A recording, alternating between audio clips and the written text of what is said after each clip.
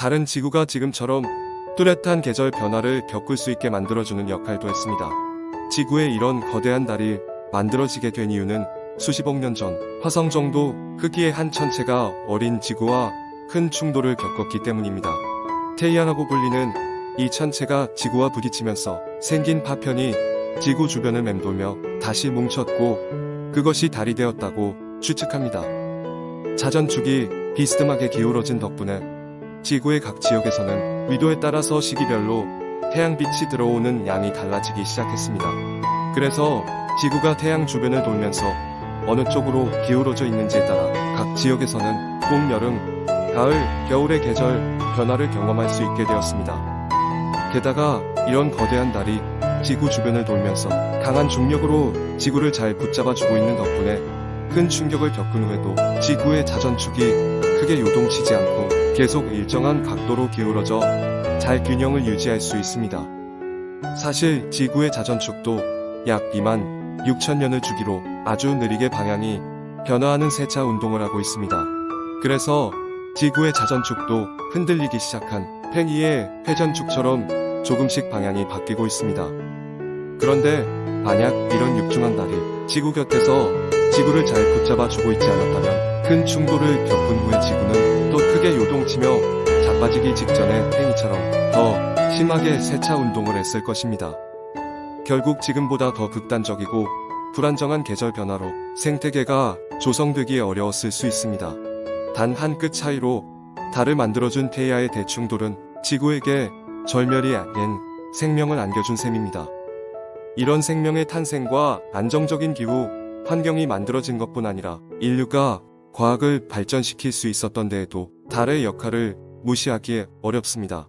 달은 오래전부터 태양과 함께 인류의 하늘을 밝게 비추는 중요한 조명의 역할을 했습니다.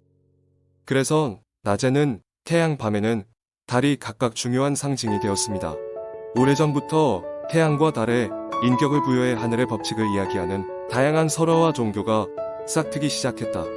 태양과 달은 인류가 문화라는 것을 가질 수 있게 해준 중요한 계기가 된 셈입니다. 또 주기적으로 태양과 달이 서로를 가리는 일식과 월식은 특히 중요한 천문학적 이벤트였습니다. 고대에는 이런 태양과 달이 사라지는 현상이 마치 곧 다가올 재해나 전쟁을 암시하는 징조라고 여겨지기도 했습니다. 그래서 국가 차원에서 일식과 월식을 정확하게 예측하기 위해 수학과 천문학을 체계적으로 발전시키게 되었습니다. 물리학자 아이작 뉴턴은 젊은 시절 머리 위로 떨어진 사과를 보며 이런 고민을 했습니다. 이렇게 작고 가벼운 사과도 지구의 중력 때문에 땅으로 떨어지는데 하늘에 떠있는 거대한 달은 어떻게 땅으로 떨어지지 않는 걸까? 그 결과 달이 지구의 중력에 붙잡혀 있지만 지구 주변을 둥글게 맴돌고 있기 때문에 땅으로 떨어지지 않는 것처럼 보인다는 사실을 간파했습니다. 오늘날 우리는 뉴턴이 달을 보며 했던 이 고민 덕분에 달이 지구 주변을 도는 것과 정확히 똑같은 원리로 수많은 인공위성을 띄울 수 있게 되었습니다. 하늘에 떠있는 거대한 달은 지상에서는 하기 어려운 천문학적인 실험의 무대가 되기도 했습니다.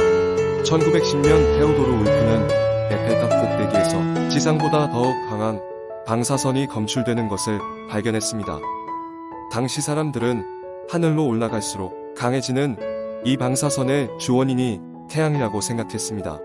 그래서 이를 검증하기 위해 1912년 오스트리아의 물리학자 빅토르 헤스는 직접 열기구를 타고 5000m 상공으로 날아가는 실험을 시도했습니다. 특히 그는 방사선이 정말 태양에서 오는 것인지를 검증하기 위해 개기일식이 진행되는 순간 하늘로 올라갔습니다. 달에 의해 태양이 가려지면 검출되는 방사선 수치가 줄어들 것이라 기대했습니다. 하지만 놀랍게도 일식의 진행 과정과 상관없이 계속 하늘에서는 높은 방사선이 검출되었습니다.